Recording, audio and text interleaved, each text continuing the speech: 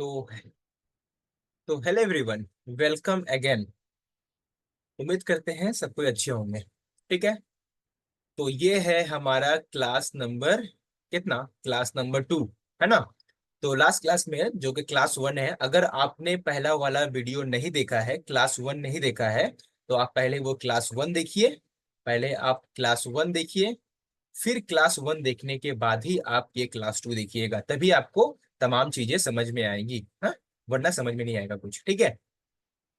तो first class में जो क्लास 1 था, उसमें हम लोगों ने पेनिनसुलर प्लेटू, जिसका दूसरा नाम था डक्कन प्लेटू, उसको हम लोगों ने शुरू किया था, है ना। और ये सब बातें हम लोगों ने डिस्कस कर दी थी कि ये क्लास 10 के लिए है, नोट मेकिंग करना है ना। अब हम लोग आज की क्लास में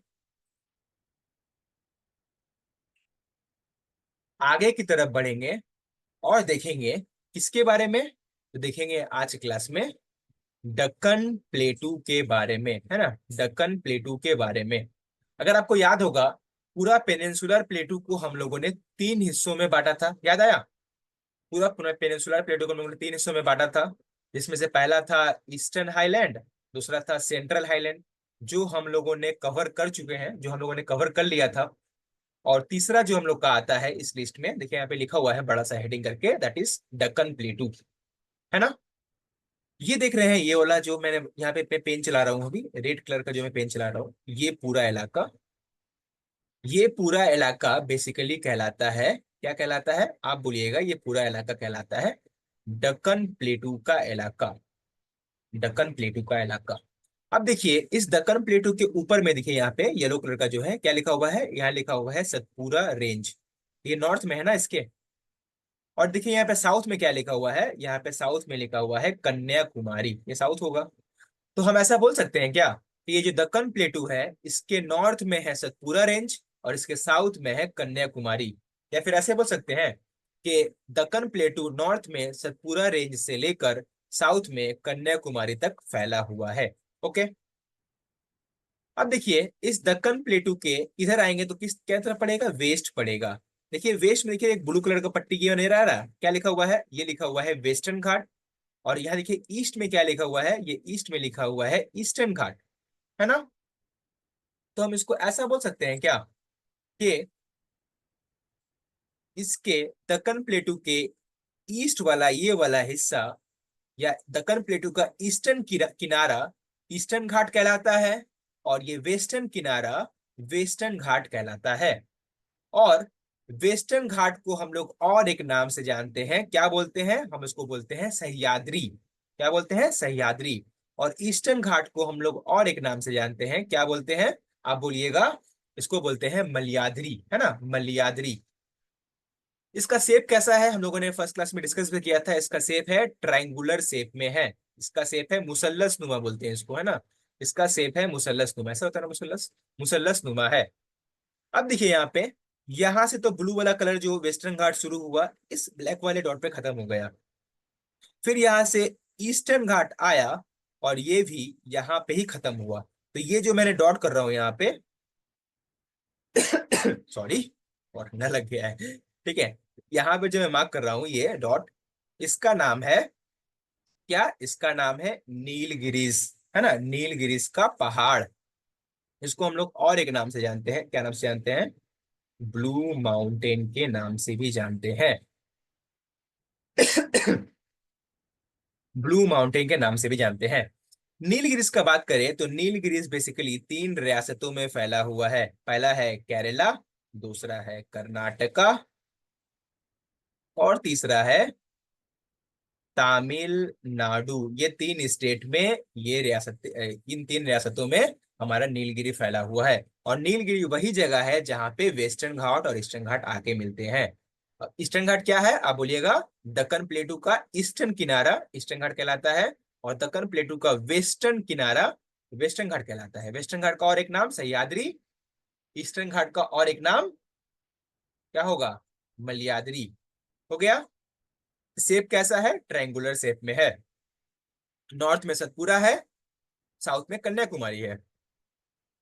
अगर हम बात करें दक्कन प्लेटू का, दक्कन प्लेटू का जो एवरेज हाइट है, इसको बोलते हैं एवरेज हाइट, या फिर हमको इसको ऐसे बोलते हैं औसतन बुलंदी, याद आया, औसतन बुलंदी तो कितना है, तो आप बोलिएगा इसका औसतन बुलंदी है 900 से लेकर, सॉरी 300 से लेकर 900 मीटर तक इसका ऊंचाई मिलेगा। किसका ऊंचाई, दक्कन प्लेटू का।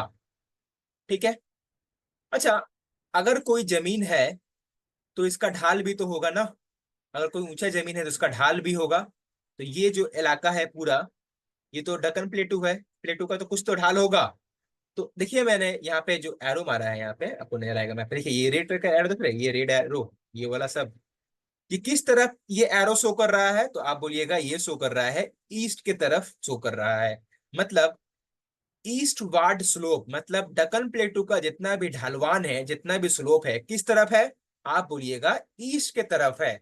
और इसीलिए ज्यादातर जो नदियां हैं वो ईस्ट की तरफ बहती है। और जब ये ईस्ट की तरफ बहेंगी तो कहाँ गिरेंगी, यहाँ पे कौन सा समुंदर है, ये सब गिरेंगी बे ऑफ बंगाल में गिर जाएंगी।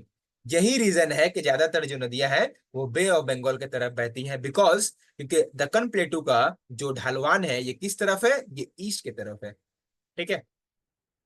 अब आइए कुछ सेंटेंस पढ़ते हैं और देखते हैं एक दो और बातें।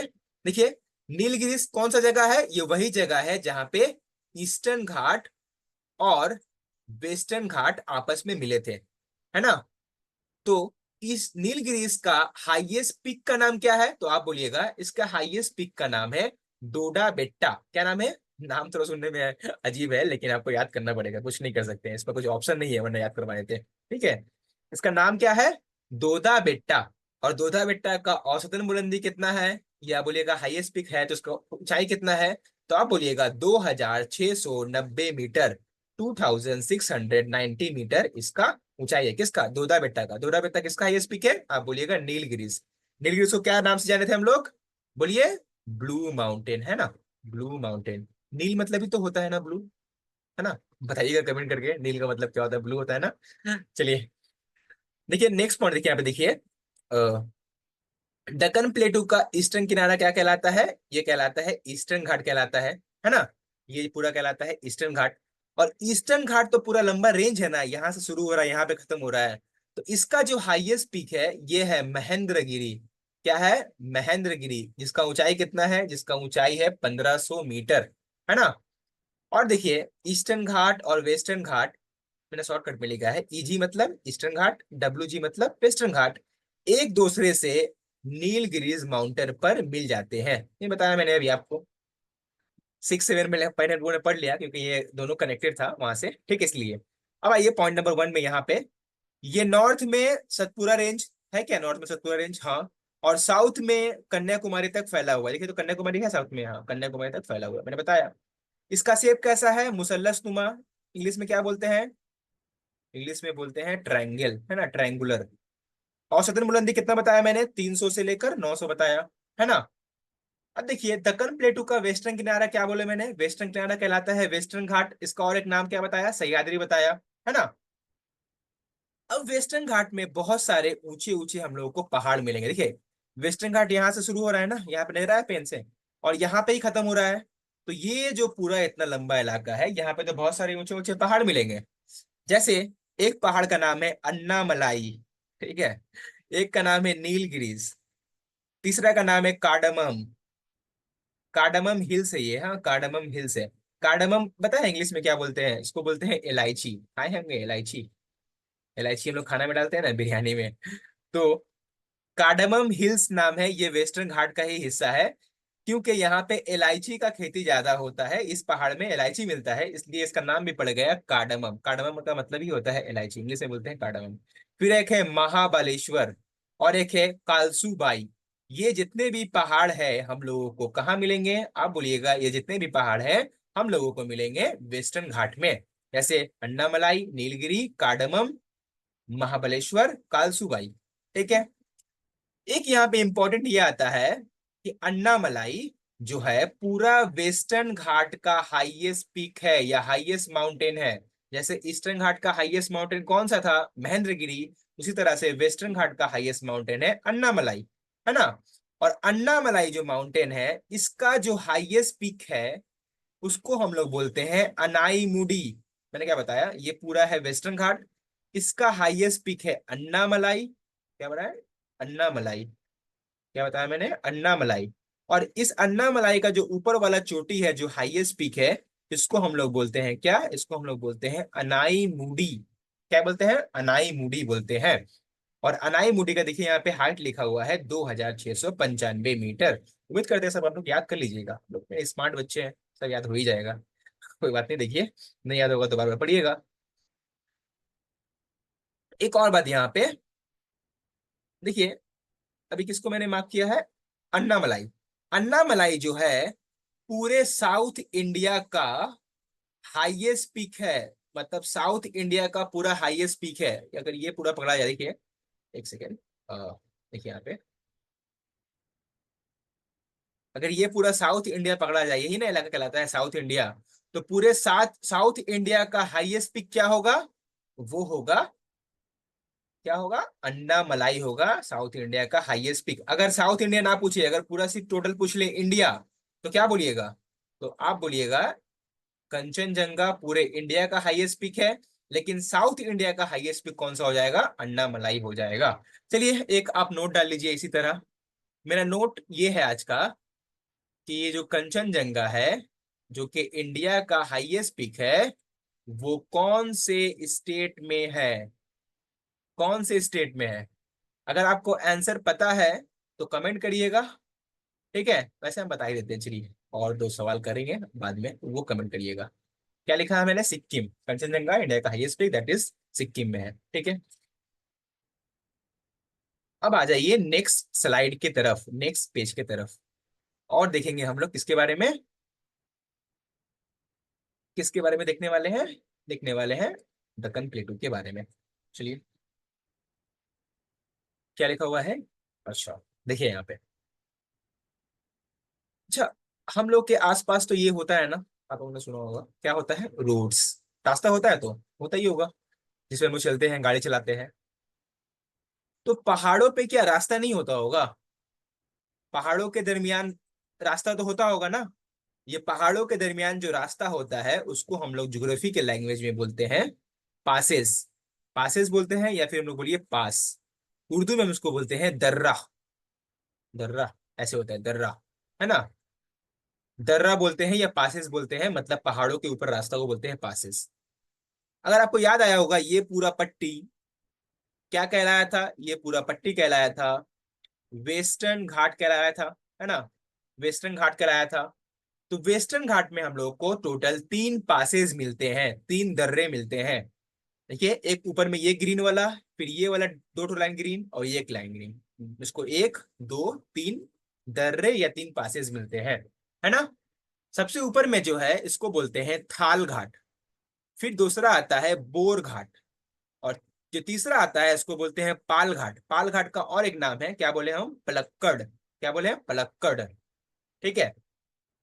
अगर हम बोले थाल घाट के बारे में, तो थाल घाट किस शहर में वाक़ा है? ये वाक़ा है हम लोग का नासिक में। फिर एक आता है बोर घाट, ये हम लोग का वाक़ा है पुणे में। और ये जो पाल घाट, या इसका नाम है पलक्कड़, ये वाक़ा है हम लोग का, ये लोकेटेड है केरला में, है ना? देखिए, all the passes located in WG, मतलब वेस्टर्न घाट में लोकेटेड है ना? ठीक है, सेंटेंस पढ़ते हैं। ये 8वां सेंटेंस होगा किसके बारे में? दक्कन प्लेटू के बारे में, है ना? वेस्टर्न घाट में बहुत सारे दर्रे, या इंग्लिश में बोलते हैं पास, और खाली जमीन मौजूद है ना? जैसे थाल घाट, बोर घाट, पाल घाट। थाल घाट नासिक, बोर घाट पुणे, पाल घाट केरला में पाया जाता है। हो गया। अब आइए आगे थोड़ा बढ़ते हैं और देखते हैं क्या क्या इंफॉर्मेशन है। और यहाँ पे देखिए यहाँ पे दक्कन प्लेटू बहुत ज्यादा इंपॉर्टेंट है। ये आपका PYQ। PYQ का मतलब होता है प्रीवियस ईयर क्वेश्चंस, है ना? ये किसका प्रीवियस ईयर क्वेश्चन? MP, मतलब माध्यमिक परीक्षा के में ये सवाल आ चुका है, इसलिए इंपॉर्टेंट है ये। अगेन, ये जो पूरा इलाका है यही ना है दक्कन प्लेटू।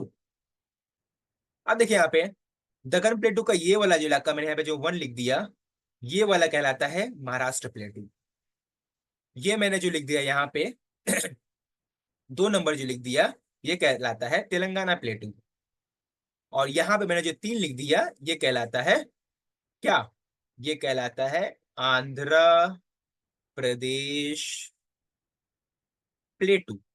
आंध्र प्रदेश प्लेटू। देखिए यहाँ पे मैप में अच्छे से नजर आएगा, ये येलो वाला मैप, ये पूरा इलाका है दक्कन प्लेटू का। ऊपर में ये वाला है महाराष्ट्र प्लेटू, तेलंगाना प्लेटू, आंध्र प्रदेश प्लेटू और एक है कर्नाटका प्लेटू। तो टोटल 4 प्लेटू आपस में मिलकर दक्कन प्लेटू को बनाए हैं। एक है, क्या है, अच्छा ये वाला, सॉरी एक सेकेंड, ये वाला जो, ये 4 नंबर जो है, एक सेकेंड क्लियर करके बताते हैं अच्छे से, ठीक है यहाँ पे।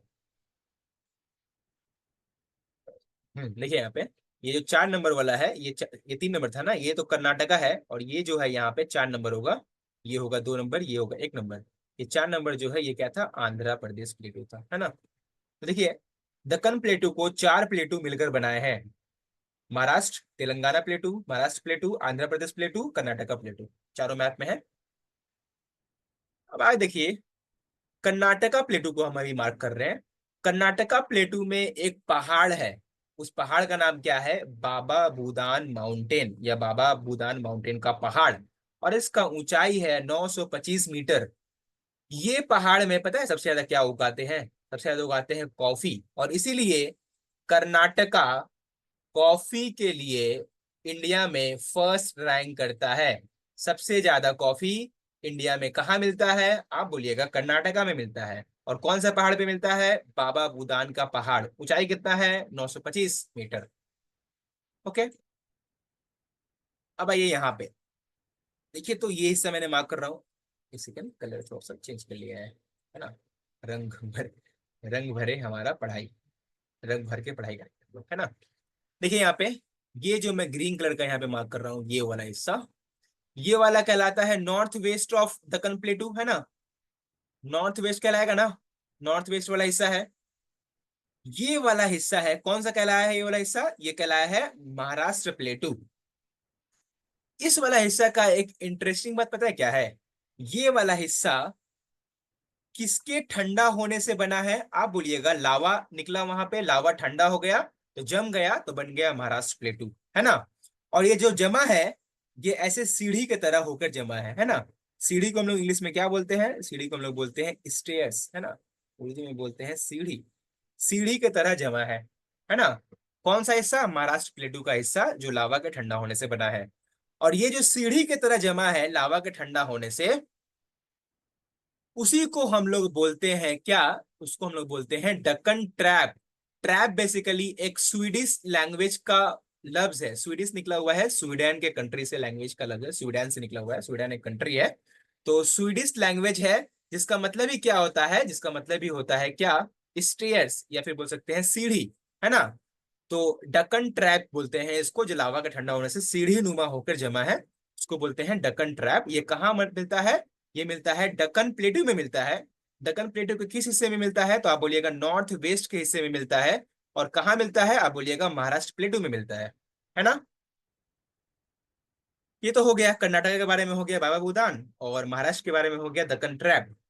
अब आते बचते हैं तेलंगाना और आंध्र प्रदेश, ठीक है। देखिए तेलंगाना और आंध्र प्रदेश का जो है, मान लीजिए कोई चीज कटता चला गया, कटता चला गया, तो बाद में कुछ हिस्सा थोड़ा सा बच जाएगा ना, कटाव के बाद पहाड़ का कुछ हिस्सा बच जाएगा कटने के बाद। तो ये कुछ थोड़ा सा बचा हुआ हिस्सा, ये कहलाता है पेनी प्लेन। बस ये जान के रखिए, काफी रहेगा। पेनी प्लेन मतलब कटाव के बाद जो हिस्सा बच जाता है उसको हम लोग बोलते हैं पेनी प्लेन। तो आंध्र प्रदेश का और तेलंगाना का जो प्लेटू है, वो किस तरह का प्लेटू है, वो प्लेटू है पेनी प्लेन प्लेटू है। ये बन गया है पेनी प्लेन, क्यों, क्योंकि इनका प्लेटू जो है, इनका प्लेटू में कटाव बहुत ज्यादा हुआ है। तो जो कटाव के बाद जो बचा हुआ हिस्सा बचा है उसको बोलते हैं पेनी प्लेन। तो आंध्र प्रदेश का और तेलंगाना का जो प्लेटू है वो बन गया है पेनी प्लेन, है ना। अब आइए कुछ सेंटेंस थोड़ा पढ़ते हैं और समझने का कोशिश करते हैं जो लिखा हुआ है। देखिए यहाँ पे, दक्कन प्लेटू का नॉर्थ वेस्ट हिस्सा महाराष्ट्र का प्लेटू लावा से बना है, बताया मैंने, इसे हम क्या बोलते हैं, डक्कन ट्रैप बोलते हैं। कौन कौन सा प्लेटू है यहाँ पे, महाराष्ट्र प्लेटू है, कर्नाटका प्लेटू है, और कौन कौन सा है, आंध्र प्रदेश तेलंगाना है। तेलंगाना और आंध्र प्रदेश का प्लेटू कट छट कर कैसा हो गया है, वो बन गया है पेनी प्लेन बन गया है। तो ये था इस स्लाइड के बारे में, है ना। आइए अब हम लोग आगे बढ़ते हैं, एक नया चीज देखेंगे जो इसी से रिलेटेड ही है, ये इसी से रिलेटेड है, जो कहलाता है क्या, जो कहलाता है the islands of the Indian islands, या इंडिया का आइलैंड, है ना, द आइलैंड्स ऑफ इंडिया। देखिए आइलैंड क्या होता है, मान लीजिए ये जमीन का हिस्सा है, लैंड है, और ये जमीन का हिस्सा चारों तरफ से किससे घिरा हुआ है, ये जमीन का हिस्सा चारों तरफ से किससे घिरा हुआ है, आप बोलिएगा वाटर से घिरा हुआ है। तो जमीन का वो हिस्सा जो चारों तरफ से पानी से घिरा हो क्या कहलाता है, वो कहलाता है आइलैंड, है ना। तो बेसिकली तो बेसिकली पूरे इंडिया के आइलैंड को हम लोग दो हिस्सों में तकसीम कर सकते हैं। मैंने क्या कहा, पूरे इंडिया के आइलैंड को हम लोग दो हिस्सों में तकसीम कर सकते हैं। पहला हिस्सा कहलाता है अंडमान एंड निकोबार, ठीक है। दूसरा हिस्सा कहलाता है लक्ष लक्षद्वीप, ठीक है। देखिए यहाँ पे जो देखिए इंडिया का ये मैप नजर आ रहा है, ये इंडिया का मैप नजर आ रहा है आप लोगों को, ये हल्का फुल्का। तो इधर का जो ओशन होता है क्या कहलाता है, ये कहलाता है अरेबियन सी, और इधर का जो ओशन होता है ये कहलाता है bay of Bengal, that means bay of Bengal, है ना। और देखिए ये जो आप देख रहे हैं छोटा छोटा जो आइलैंड है, यही क्या है, यही है लक्षद्वीप। और यहाँ देखिए बे ऑफ बंगाल में ये जो दिख रहे हैं लंबा करके से छोटा छोटा आइलैंड है, ये वाला है, ये क्या है, ये है अंडमान एंड निकोबार, है ना। तो पहला सवाल यहां से बन सकता है कि लक्षद्वीप आइलैंड कौन सा ओशन में है, आपका आंसर होगा अरेबियन सी में है। फिर आएगा अंडमान एंड निकोबार आइलैंड कौन से ओशन में है, आप बोलिएगा ये है बे ऑफ बंगाल में, ठीक है। आइए सबसे पहले पढ़ते हैं थोड़ा सा लक्षद्वीप के बारे में। देखिए यहाँ पे ये देख रहे हैं, ये जो झुरमुट बना हुआ है बहुत सारे छोटे छोटे आइलैंड का, ये तकरीबन कितने आइलैंड है, ये टोटल 25 आइलैंड मिलकर ये लक्षद्वीप आइलैंड बनाए हैं, ठीक है। इन 25 आइलैंड में कुछ छोटा होगा कुछ बड़ा होगा, है ना, आइलैंड होगा। तो इस 25 आइलैंड मिलकर लक्षद्वीप आइलैंड बनाए हैं, और इसमें जो सबसे बड़ा आइलैंड है उसका नाम क्या है, उसका नाम है mini coy. Mini coy island Lakshadweep का सबसे बड़ा या फिर लार्जेस्ट आइलैंड है। Very much important for your exam, है ना। और एक इंपॉर्टेंट बात यहाँ पे आता है, क्या आता है कि लक्षद्वीप आइलैंड किस चीज से मिलकर बना हुआ है, देखिए मैंने क्या लिखा है यहाँ पे, यहाँ लिखा है मैंने कोरल रीफ, इस पे देखो यहाँ पे अच्छे से लिख देते हैं, कोरल रीफ, है ना। लक्षद्वीप आइलैंड कोरल रीफ से मिलकर बना हुआ है। कोरल रीफ बेसिकली क्या होता है, देखिए यहाँ पे कोरल रीफ, देखिए यहाँ पे देखो, ये समुद्र के नीचे देखिएगा ऐसा करके चट्टान होते हैं, रॉक्स होते हैं, ऐसा उसको बोलते हैं हम लोग मूंगा, मूंगे के चट्टान बोलते हैं, है ना। इसमें जान होता है लेकिन ये देखने में बेजान ही लगते हैं, ये चट्टान होते हैं, इससे मछलियां अपना खाना वगैरह लेती हैं, ऐसा देखिएगा समुद्र में होगा। कभी अगर आप लोगों ने बचपन में डिस्कवरी चैनल देखा होगा, अभी तो हम लोग बचपन में ही है, तो डिस्कवरी चैनल देखा होगा तो वहां पे ये दिखाता है समुद्र में, ओशन वाले चैनल में दिखाता है, ठीक है। चलिए पढ़ते हैं लक्षद्वीप के बारे में। लक्षद्वीप आइलैंड कहाँ पे है, अरेबियन सी में है। लक्षद्वीप में टोटल कितने आइलैंड है, 25 आइलैंड है। सबसे बड़ा आइलैंड मिनी क्वाय, है ना। ये आइलैंड मूंगे या कोरल रीफ से बना हुआ है, सही है।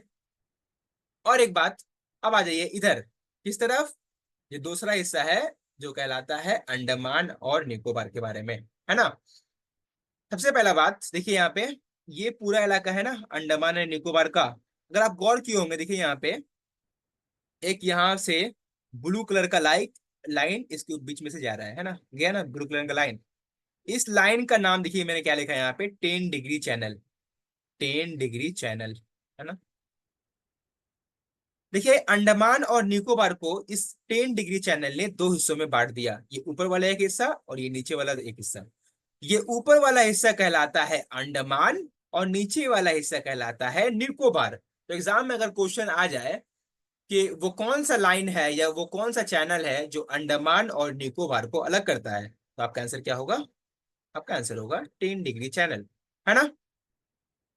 ये पूरा अंडमान और निकोबार है, किस तरह के चट्टान से बना हुआ है? तो आप बोलिएगा न्यू फोल्ड माउंटेन से बना हुआ है ना। फोल्ड माउंटेन आप लोगों ने पढ़े होगा क्लास 9 में, फोल्ड माउंटेन, है ना। तो ये किस तरह का माउंटेन से बना हुआ है? ये बना हुआ है न्यू फोल्ड माउंटेन से मिलकर बना हुआ है ना। अब देखिए, अंडमान और निकोबार का हाईएस्ट पीक तो होगा, जैसे महेंद्रगिरी था ईस्टर्न घाट का, वेस्टर्न घाट का था अनामलाई। तो अंडमान और निकोबार का हाईएस्ट पीक है, इसका नाम देखिए क्या लिखा हुआ है, सैडल पीक। सैडल पीक मैं यहाँ लिखता हूँ, सैडल पीक का स्पेलिंग। सैडल पीक जो है इसका हाईएस्ट पीक है। किसका हाईएस्ट पीक है? ये अंडमान और निकोबार का हाईएस्ट पीक है। और इसका ऊंचाई कितना है? आप बोलिएगा 775 मीटर है ना। 775 मीटर है। और देखिए, इंडिया का सबसे साउथर्न मोस्ट हिस्सा नहीं रहा है यहाँ पे, मैं ब्लू कलर का मार्क कर रहा हूँ यहाँ पे ये पॉइंट, ये जो है, ये है जिसका नाम है इंदिरा पॉइंट। और इंदिरा पॉइंट देखिए तो ऊपर वाला हिस्सा में पड़ रहा है या नीचे वाला हिस्सा में पड़ रहा है? तो आप बोलेगा ये 2 नंबर वाला हिस्सा है, दैट मीन्स नीचे वाला हिस्सा में पड़ रहा है। तो जो नीचे वाला हिस्सा में पड़ रहा है इसका नाम है निकोबार। तो इंदिरा पॉइंट अंडमान में नहीं है, ये बेसिकली किस जगह पे है? ये है निकोबार में है ना। ये निकोबार में है। तो आइए देखते हैं इस स्लाइड को एक बार रिवाइज करते हैं सेंटेंस पढ़ के। पहले देखिए लक्षद्वीप के बारे में। लक्षद्वीप कहाँ बताया मैंने? अरेबियन सी। मिनिकॉय सबसे ऊंचा था ना, मिनिकॉय सबसे बड़ा था आइलैंड। अब आइए, ये तो मैंने हम लोगों ने रिवाइज किया था ना, है ना। और ये है हमारा मूंगा, या बोलते हैं इसको, क्या बोलते हैं, कोरल रीफ, ये हम लोगों ने देखा अभी। अब आज ये थोड़ा अंडमान और निकोबार के बारे में पढ़ेंगे। देखिए, अंडमान और निकोबार आइलैंड का और एक नाम है, क्या नाम है? इमरेल्ड आइलैंड। अंडमान और निकोबार को हम लोग और एक नाम से जानते हैं, क्या लिखा मैंने? इमरेल्ड आइलैंड भी जानते हैं, आइलैंड के नाम से भी जानते हैं, है ना। पोर्ट ब्लेयर जो है, जैसे वेस्ट बंगाल का कैपिटल क्या है? आप बोलिएगा वेस्ट बंगाल का कैपिटल है कोलकाता। उसी तरह से उसी तरह से पोर्ट ब्लेयर किसका कैपिटल है? आप बोलिएगा ये अंडमान और निकोबार का कैपिटल है। और ये अंडमान और निकोबार के किस हिस्से में वाक़ा है? आप बोलिएगा ये अंडमान साउथ में वाक़ा है, साउथ अंडमान में वाक़ा है पोर्ट ब्लेयर। मैंने बताया था ना, ये न्यू फोल्ड माउंटेन से बना हुआ है। कौन? अंडमान और निकोबार आइलैंड।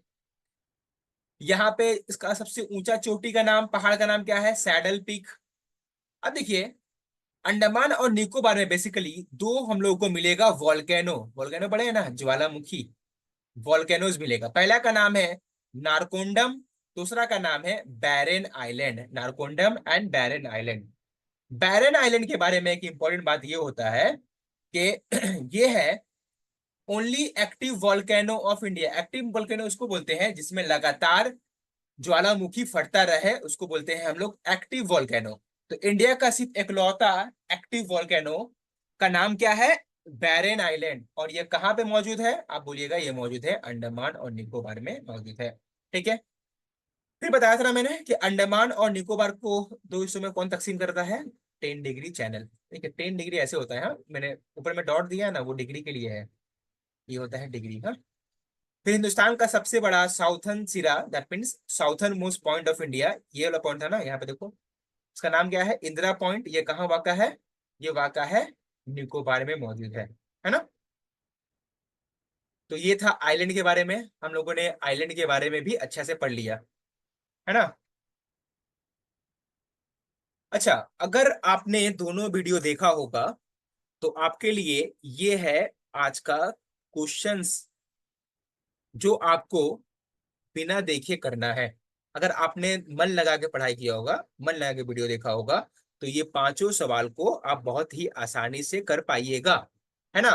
जैसे पहला सवाल है कोरल रीफ आइलैंड, कौन सा आइलैंड था, कहाँ पे कोरल रीफ था, कहाँ मेंशन किया था मैंने। फिर highest mountain of south India था ना, है ना, याद आया, उसका नाम ए से था कुछ। फिर हाईएस्ट पीक ऑफ मेघालय प्लेटू, उसका नाम कुछ एस से था, याद आया, मेघालय प्लेटू, है ना। फिर वेस्टर्न घाट को हम लोग और एक किस नाम से जानते हैं, याद आया होगा। और फिर only active active volcano India का कौन सा था, जो अंडमान एंड निकोबार में था, याद आया। अगर आपको आंसर इसका पता है तो कमेंट बॉक्स खाली है, टाइप करिए, हम देखेंगे कौन कौन वहां पे करेक्ट आंसर दे रहा है ना। अब आइए, एक सेकेंड।